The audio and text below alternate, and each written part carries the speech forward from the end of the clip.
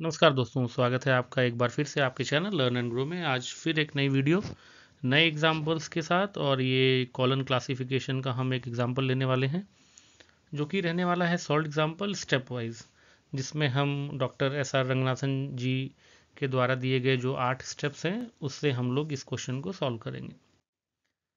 जो लोग इस वीडियो को पहली बार देख रहे हैं या जिन्होंने पहली बार मेरे चैनल पर क्लिक किया है, उनको बता दूं कि कॉलन क्लासिफिकेशन का पार्ट 1 और पार्ट 2 वीडियो ज़रूर देखें, जिसमें डिटेल जानकारी है थ्योरी प्रैक्टिकल कॉलन क्लासिफिकेशन की। तो आइए शुरू करते हैं क्विक रिवीजन के साथ। क्लासिफिकेशन स्कीम जो है डॉक्टर एस आर रंगनाथन जी ने डिवाइस किया था, बनाया था। इसका पहला एडिशन जो आया था 1933 में, और लेटेस्ट एडिशन 7वां चल रहा है। वाइडली यूज 6वां एडिशन है जो कि पब्लिश हुआ था सन 1960 में। तो जो ये वीडियो है वो 6th एडिशन पर ही बेस है, और बताना चाहूँगा कि 6th एडिशन जो है वो कुल 3 पार्ट में है, और पार्ट 1 जो है वो रूल्स बताता है, नियम। पार्ट 2 शेड्यूल्स के लिए है। पार्ट 3 जो है वो क्लासिक एंड सेक्रेड बुक्स के लिए दिया गया है। और मेन क्लासेस जो कि यूनिवर्स ऑफ नॉलेज है, वो जो इसके जनक हैं कॉलन क्लासिफिकेशन के, डॉक्टर एस आर रंगनाथन जी ने, उन्होंने इन, आप स्क्रीन पर देख पा रहे होंगे जो टेबल है, 2 कॉलम बने हुए हैं। इन्हीं सब क्लासेस में ही पूरा यूनिवर्स ऑफ नॉलेज जो है वो बटा हुआ है, और इनकी मदद से ही हम क्लासिफिकेशन बनाना, कोड बनाना स्टार्ट करते हैं। और सबसे इंपॉर्टेंट चीज़ जो है कॉलन क्लासिफिकेशन में, फंडामेंटल कैटेगरीज PMEST, जो कि आप लोग जान चुके होंगे अब तक। Personality, matter, energy, space, time, और उनके indicator digits, comma, semicolon, colon, dot और इन्वर्टेड कॉमा। और जो चिन्ह हम लोग इस्तेमाल करते हैं फेसेट के लिए, पर्सनालिटी के लिए P, मैटर के लिए M, एनर्जी के लिए E, स्पेस के लिए S और टाइम के लिए T। तो आप ये जो अभी स्क्रीन पे दिख रहा है, आप इसको पढ़ सकते हैं। ये पहले भी वीडियोस में मैंने कवर किया हुआ है कि पर्सनालिटी, मैटर, एनर्जी, स्पेस और टाइम, इन पांचों फंडामेंटल कैटेगरीज का डिस्क्रिप्शन जो दिया हुआ है, उनको हमें कैसे जानना है कि कौन सा शब्द जो किताब का नाम दिया हुआ है या पुस्तक का नाम या टाइटल, उसमें किस वर्ड को हम किस कैटेगरी में डिवाइड करें। आइए शुरू करते हैं। तो ये स्टेप्स फॉर क्लासिफिकेशन जो है, ये टोटल 8 स्टेप्स हैं, आप स्क्रीन पर देख पा रहे होंगे। इसको डिटेल से समझने के लिए भी पहले वीडियो बना चुका हूँ, तो आप कॉलन क्लासिफिकेशन का पार्ट 1 और पार्ट 2 वीडियो ज़रूर देखें। आप प्लेलिस्ट में जा सकते हैं कॉलन क्लासिफिकेशन की, वहाँ आपको वीडियोज़ मिल जाएंगी। और ये जस्ट एक क्विक रिविजन था जिसमें हम बात करेंगे स्टेप 0 से लेकर स्टेप 7 तक। तो इस एग्जाम्पल में भी हम ये सारे स्टेप फॉलो करने वाले हैं। Step 0 raw title, step 1 full kernel, analyse, transform title in standard terms, title in facet number, और लास्ट स्टेप रहेगा क्लास नंबर। तो दोस्तों शुरू करते हैं एग्जाम्पल, जो कि आज का टाइटल है अभी का, वो है नैरो गेज रेलवे कर्व्स। ये पुस्तक का नाम हमें दिया है। अब ये आप एग्जामिनेशन या असाइनमेंट में अगर आता है इस टाइप का क्वेश्चन, तो हमें कैसे सॉल्व करना है। तो हम स्टार्ट करते हैं स्टेप 0 से, जो कि रॉ टाइटल है। रॉ टाइटल का मतलब जो भी टाइटल दिया हुआ है क्वेश्चन में, उसे हम रॉ टाइटल कहते हैं। हम स्टेप 0 में उसको वैसे का वैसा ही लिख देते हैं, इसीलिए हमने लिखा है नैरो गेज रेलवे कर्व्स। दोस्तों आगे बढ़ें तो स्टेप 1 की बारी आती है, जो कि है फुल टाइटल। अब फुल टाइटल में क्या करना है हमको, which expresses the subject content of the book. हमको इस जो भी टाइटल दिया होता है उससे कौन सा विषय उभर कर आता है, या ये पुस्तक ये टाइटल जो दिया गया है ये किस सब्जेक्ट को डिनोट करता है, उसके बारे में हमें लिखना पड़ता है। तो जैसे जो क्वेश्चन दिया गया है, इसमें आप देख पा रहे होंगे नैरो गेज रेलवे कर्व जो है वो एक इंजीनियरिंग का विषय लगता है, कि इंजीनियर से संबंधित विषय हो सकता है, तो इसलिए ब्रैकेट में हमने आगे लिख दिया इंजीनियरिंग।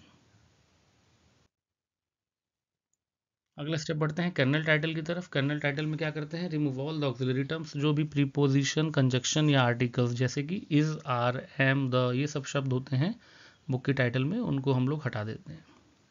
और कर्नल शब्द का मतलब होता है कि जो सेंट्रल, केंद्रीय या बहुत इंपॉर्टेंट पार्ट होता है किसी चीज़ का, उसे हम कर्नल कहते हैं। तो इस प्रश्न में देखिए कोई भी ऐसा ऑक्सिलरी टर्म है ही नहीं, तो हमने अपने टाइटल को अपने स्टेप वाइज सेम का सेम रखा है। तो दोस्तों अगले स्टेप में देखते हैं एनालाइज टाइटल। ये सबसे इम्पॉर्टेंट स्टेप होता है मेरे नज़रिए से, क्योंकि इसमें हम जो कर्नल टाइटल है उसकी फंडामेंटल कैटेगरीज को ढूंढते हैं और निकालते हैं। तो कई बार क्या होता है प्रश्न में कि जो EST है, एनर्जी, स्पेस, टाइम, इनको ढूंढने में कोई दिक्कत नहीं आती। एनर्जी एक्शन से ओरिएंटेड होता है, स्पेस जगह का नाम, टाइम समय हो गया। लेकिन पी और एम, पर्सनालिटी और मैटर, ऐसा है जो कि हमें इंटर रिलेशन लगता है, कभी कभी ओवरलैपिंग मिलती है, तो हम समझ नहीं पाते कि इसको पर्सनालिटी में रखें या फिर हम इसको मैटर में रखें। तो आइए, जो ये प्रश्न दिया गया है इसमें नैरो गेज और रेलवे कर्व्स, अब इसमें अगर हम सोचें कि नैरो गेज या रेलवे कर्व्स को हम किस में लिखें, तो इसका एक सरल तरीका भी है। वो आप रूल्स के पेज पे जाइए, जैसे कि आगे आप दिखाता हूँ आपको, आप जाइए रूल्स के पेज पे, तो उसमें आपको क्या मिलेगा कि अभी हमें फंडामेंटल कैटेगरीज ढूंढनी है। तो जब आप इंजीनियरिंग में जाते हैं तो इंजीनियरिंग के रूल्स के बाद ये शेड्यूल का पेज है, आप शेड्यूल पे आइए तो आप सबसे ऊपर देख पाएंगे कि इंजीनियरिंग जो हमारा शेड्यूल में है उसके नीचे इसके फेसेट लिखे होते हैं, यानी इंजीनियरिंग विषय के ही जो पहलू होते हैं। जैसे आप देख पा रहे हैं डी हो गया कोड इंजीनियरिंग के लिए, पी, 2P, P2 और ई, यानी इंजीनियरिंग पूरा इन्होंने बांट रखा है नियम में। पी और सेकेंड राउंड ऑफ पी, और P2 मतलब सेकेंड लेवल ऑफ पी। तो हम पहले अपने शब्द को ढूंढेंगे नैरो गेज जो है वो किस फोकाई में आता है, किस फोकस में।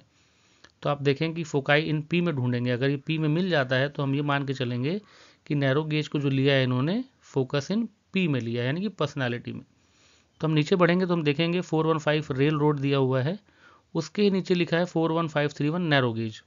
तो यानी कि ये क्लियर है कि रूल्स के हिसाब से और शेड्यूल में भी जो फोकाई इन पी सबसे ऊपर लिखा है उसके नीचे ये वर्ड है नैरो गेज। तो हम बाय डिफ़ॉल्ट नैरो गेज को पी में मान के चलेंगे। तो फोकाई इन पी हो गया हमारा नैरो गेज। तो हमको ये पता लगा इस स्टेप से कि नैरो गेज हमारा जो है वो पर्सनालिटी आस्पेक्ट, पर्सनालिटी फेसेट में आता है। अब अगले शब्द की बात करें तो अगला शब्द हमारा है रेलवे कर्व्स। इसको भी हम इसी तरह से जान सकते हैं। तरीके इस क्वेश्चन को हल करने के बहुत सारे होते हैं, लेकिन ये एक शॉर्टकट तरीका कह लीजिए या फिर कन्फर्म तरीका कह लीजिए, जिससे हम अगर शब्दों में कन्फ्यूजन हो तो हम ढूंढ कर भी ऊपर देख के जान सकते हैं कि इसको किस एस्पेक्ट में, किस फंडामेंटल कैटेगरी में लिया गया है। चलिए अगला शब्द ढूंढते हैं जो कि है रेलवे कर्व्स। इसमें आप देखेंगे फोकाई इन P2 लिखा है। P2 हो गया हमारा लेवल। लेवल और राउंड समझने के लिए आप थ्योरी के जो वीडियोस डले हुए हैं उनको आप देख सकते हैं। तो P का ही एक्सटेंशन होता है सब डिवीजन, वो हो गया P2। इसमें आप देखेंगे 415 रेलवे के लिए तो आपको नीचे मिलेगा कर्व, कर्व का है 5 कोड, लेकिन ये सारा जो डिवीजन दिया गया है फोकाई इन P2। तो हमारा रेलवे कब किस फंडामेंटल कैटेगरी में आएगा, वो हो जाएगा हमारा P2 में। तो एनालाइज टाइटल था find out the fundamental categories, तो हमने ढूंढ लिया एक मेथड से, ताकि हम श्योर हो जाएं कि हम जो कर रहे हैं क्वेश्चन वो सही कर रहे हैं, उसका आंसर सही निकाल रहे हैं। तो इस हिसाब से हमारा नैरो गेज पी हो गया, पी फेसेट फंडामेंटल कैटेगरी, और रेलवे कर्व्स हो गया P2। अब P2 हो गया इसका round, second round of P. अगले स्टेप की बात करें तो ट्रांसफॉर्म टाइटल होता है। ट्रांसफॉर्म टाइटल में क्या करते हैं हम, जो भी हमारे पास शब्द हैं उनकी जो फंडामेंटल कैटेगरीज हैं उनको हम रीअरेंज करके लिख देते हैं। फेसेट फॉर्मूला आप लोग जानते ही हैं, PMEST। तो पहले P वाले शब्द, फिर M, फिर E, फिर S, फिर T वाले। तो प्रश्न के हिसाब से हमारा मेन क्लास सबसे पहले होता है, तो इंजीनियरिंग है, नैरो गेज P है, रेलवे कर्व्स P2 है। नेक्स्ट स्टेप है title in standard terms. Standard terms में क्या होता है, replace the kernel term with the standard term given in the schedule. तो इसमें क्या किया हमने, स्टैंडर्ड टर्म्स जो शब्द हैं वो सेम के सेम ही है, तो कोई चेंजेस नहीं है, तो सेम स्टेप 4 और 5 एक जैसा ही रहने वाला है। अब बात आती है कि हम इनके कोड्स ढूंढते हैं। तो कोड फॉर इंजीनियरिंग के लिए आप पेज नंबर 2.4 खोलिए अपनी सीसी बुक की, अगर आपके पास अवेलेबल है तो। उसमें आपको दिखेगा डी जो कोड दिया है इंजीनियरिंग के लिए, तो हमारा मेन क्लास का कोड हो जाएगा डी। ऐसे ही नेक्स्ट हम नैरो गेज को ढूंढेंगे। हालांकि हमने जो बीच में स्टेप लिया था फंडामेंटल कैटेगरीज को जानने के लिए, उसमें कोड भी दिया हुआ है, बट एक बार फिर से आपको दिखा देता हूँ। पेज नंबर 2.40, इसमें आप देख पा रहे होंगे इंजीनियरिंग फोकाई इन पी, और नीचे आएंगे रेल रोड में तो आपको नैरो गेज का कोड मिलने वाला है 41531। सिमिलरली आपको रेलवे कर्व्स का ढूंढना है, तो फोकाई इन P2 हमने देखा था अभी, तो ये स्क्रीनशॉट है। और रेलवे के लिए जो आप चलेंगे 415 और चलेंगे 415 रेलवे के लिए, तो आप नीचे आएंगे तो आपको 5 मिलेगा कर्व के लिए। तो हमारा कर्व का हो गया रेलवे कर्व्स मतलब 5। अब क्या करेंगे स्टेप 6 में टाइटल इन फोकल नंबर्स। इसमें क्या करते हैं, replace the term by class number, जो शब्द हैं उनको हम क्लास नंबर के हिसाब से लिख देते हैं। जैसे बी है हमारा मेन क्लास, 41531 कोड हो गया, किसका कोड हो गया, नैरो गेज का, वो हमारा पी फंडामेंटल कैटेगरी में है, और P2 में जो है वो 5 है। और ध्यान देने वाली बात यह है कि MEST वाला कोई भी शब्द हमारे प्रश्न में नहीं है, तो इसको हम इग्नोर कर देते हैं। तो फ्रेंड्स स्टेप 7 जो कि 8वां स्टेप है, वैसे 0 से स्टार्ट हुआ है, तो क्लास नंबर फाइनल स्टेप, जो भी सिंबल हैं, जो भी चिन्ह हैं, उनको हम इंडिकेटर डिजिट से चेंज कर देते हैं। इसमें क्या करेंगे, डी मेन क्लास के साथ पी में कोई स्पेस नहीं रहता है, कोई चिन्ह नहीं रहता है, तो D41531 हमारा डायरेक्ट आ गया। हालांकि पी क्योंकि P2 था, वो भी पर्सनालिटी फंडामेंटल कैटेगरी है, उसका इंडिकेटर डिजिट कॉमा होता है, इसलिए 5 के पहले हमने कॉमा लगा दिया, तो D41531 कॉमा 5 हमारा आंसर हो गया। कुछ क्वेश्चंस प्रैक्टिस के लिए हैं, ये मैं शुरू किया है मैंने इस वीडियो से ही, ताकि सिमिलर पैटर्न पे ही आप क्वेश्चंस का प्रैक्टिस कर सकें। तो कमेंट में आप इसका रिप्लाई ज़रूर दीजिएगा अगर आप वीडियो पर अभी तक बने हुए हैं। वो है स्टैंडर्ड गेज रेलवे कफ्स का कोड क्या होगा, ऐसी नैरो गेज फाउंडेशन वर्क का कोड क्या होगा, question 3 platform of metre gauge, ये सब आप प्रैक्टिस कर सकते हैं। सीखने के लिए आप लोगों का बहुत बहुत धन्यवाद। प्लीज़ एक रिक्वेस्ट ये है कि आप चैनल को सब्सक्राइब, शेयर, लाइक और कमेंट ज़रूर